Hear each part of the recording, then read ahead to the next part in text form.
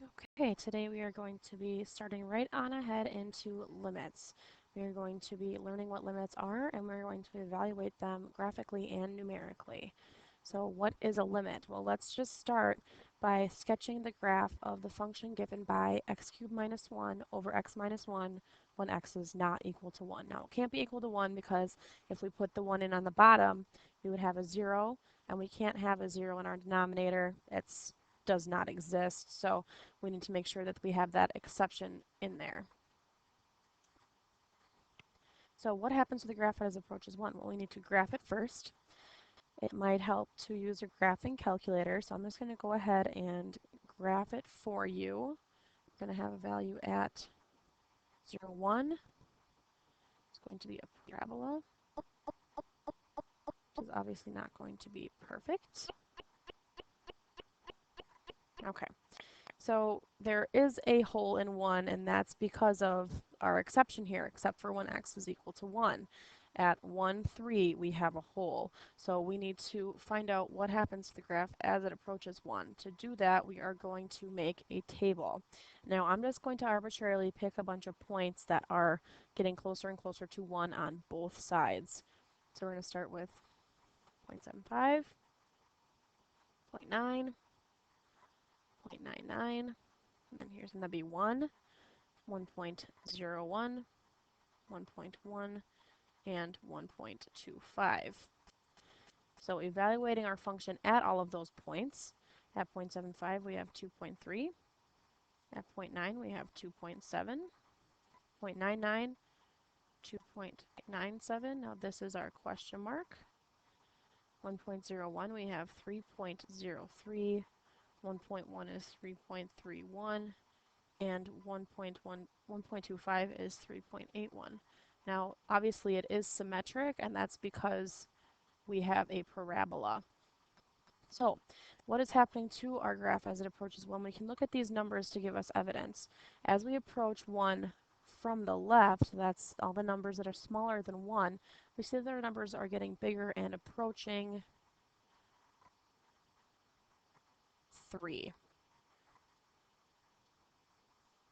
And if we look at our numbers from the left, as our numbers are from the right, excuse me, as our numbers are getting smaller, closer to 1, we see that we are still approaching 3. Our y values are getting smaller. So what happens to the graph as it approaches 1? Well, it looks like it's approaching 3.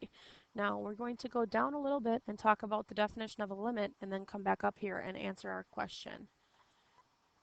If a function becomes closer and closer to some number as our x value approaches a certain value, in this case we're talking about the x value of 1 from either side, then our limit as x approaches 1 is L being a constant. So this is function notation.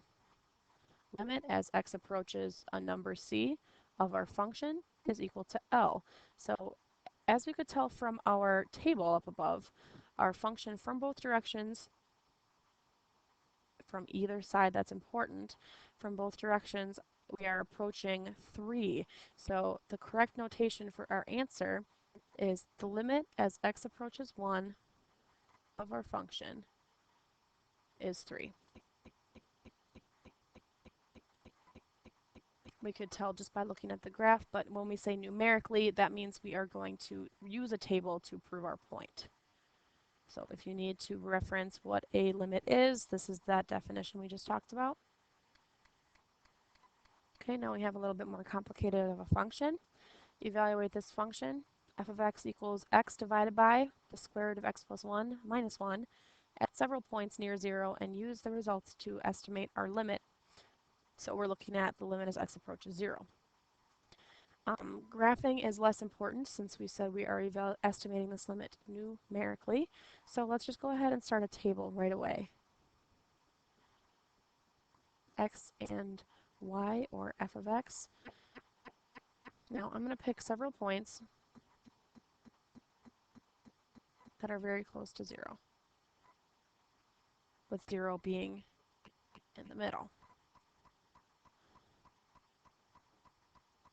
So negative 0.01, negative 0.001, negative 0.0001, and it's going to be reflective on the other side, only positive values, 0.0001, 0.001, and 0.01. The reason I have numbers that are so small is because we are trying to get really, really close to 0 to see what's going on, and we don't have a graph to look at just to prove our point, so we need to have numbers that get closer and closer to 0 rapidly. So if we plug these numbers into our function, at negative 0.01, we get 1.9949. At negative 0.001, we get 1.9995. And at negative 0.0001, we have 1.9999. We still don't know what's going on at 0, but at 0.0001, it is 2.00005. So you should have 4 zeros there. At 0.001, it's 2.0005. And at 0.01, it's 2.005. So because we've picked numbers that are so small and close to 0, this should be fairly obvious what our limit is as we approach 0 from both sides, and that's going to be 2. So in correct limit notation, our limit as x approaches 0 of our function is 2.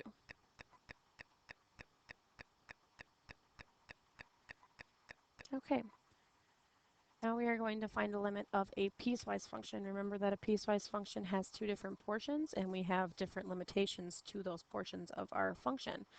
The top half of it says that f of x is equal to 1 everywhere except for at x equals 2, and at 2, our function is equal to 0. Our goal is to find the limit as x approaches 2 for that function. So if f of x is 1 everywhere except for 2, 1, that's the easiest function we can really think of. That's just a horizontal line through 1. Remembering to put a hole at 2 because its exception is that it's not equal to 1 at 2. It does equal 0 at 2, however. So we should have a dot on the x-axis at 2. So find the limit.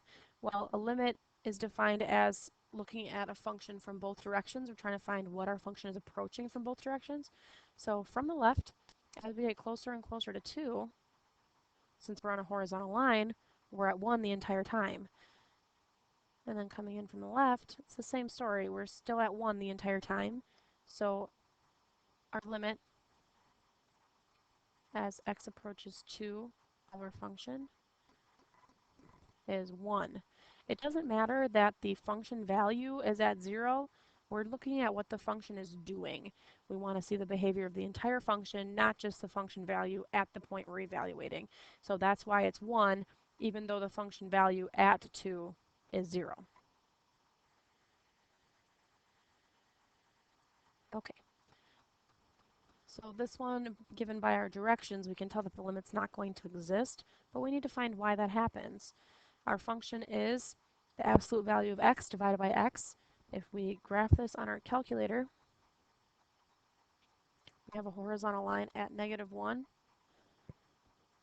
and then at 0 it changes to +1.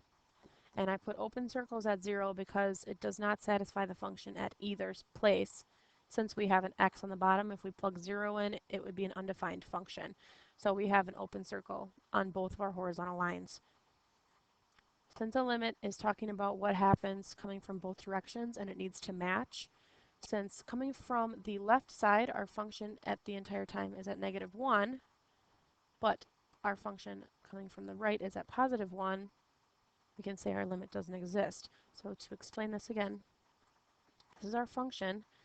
It's equal to 1 when x is greater than 0, but our function is equal to -1 when x is less than 0.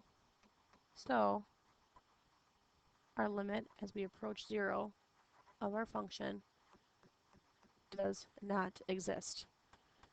Again, that's because we are approaching two different values from the left and the right.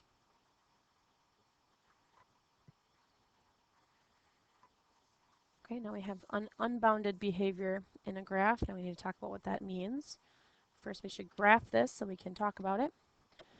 1 over x squared. Function's going to increase rapidly and decrease rapidly. Looks like an exponential growth curve followed by an exponential decay curve right next to each other. So if a limit, they really need to match up coming from the left and the right. Now, even though our function is going to infinity both ways, from the left and to the right, both positive infinity, well, that's not really a number. The function needs to match at a specific number, and since infinity is a concept, not a number, well, they're never going to match up anywhere, so we can say that the limit doesn't exist. Our function, it does not approach a real number L, which is part of the definition of a limit, as x approaches 0, which was the question. So our limit as we approach 0 of our function doesn't exist.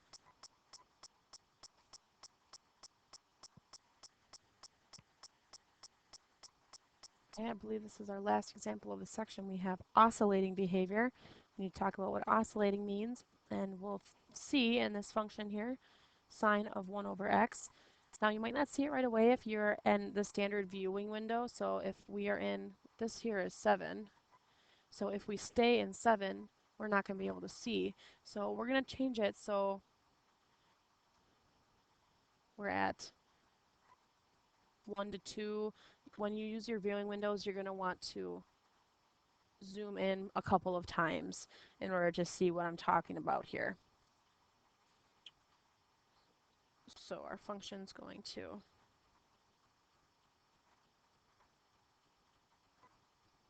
oscillate a lot. Now that is obviously not an exact picture because it oscillates an infinite number of times between -1 down here and 1 as we approach 0. So because it oscillates, that means that it goes back and forth between two different numbers but never actually stays on a number. So if we're approaching 0 from both directions, we can't tell if our function is going to be at +1 or -1. So we can't really say that there's a limit at all. So an explanation for that is that since f of x oscillates between -1 and 1, our limit as x approaches 0 of our function doesn't exist. This is all keeping in mind that the definition of a limit is that it needs to approach the same value from the left as the right, and if it oscillates between two different numbers infinitely, we have no idea what it's actually approaching. Okay, so now I'm going to have you write down the 3 different reasons that we could have a non-existent limit. The first reason being our function approaches a different number from the right than the left. So that was our absolute value function where it approached 1 from the right and -1 from the left. Number 2, f of x increases or decreases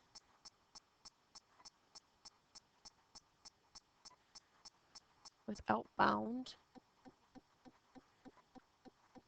as x approaches c. So that without bound, that again is talking about the asymptote and the function that approached infinity from both directions. And the third reason that you could have a non-existent limit is that f of x oscillates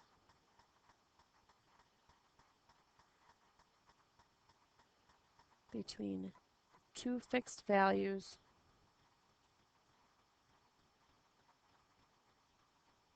as x approaches c. And that was our last example that we just talked about. with the sine function where we oscillated between 1 and -1 as we approached 0 an infinite number of times, so we couldn't tell what it was actually approaching at 0. Okay, if you happened to misplace your homework assignment, it is 6, 8, 10 through 26 even, or just 6 through 26 even. And that was section 1.2 about limits.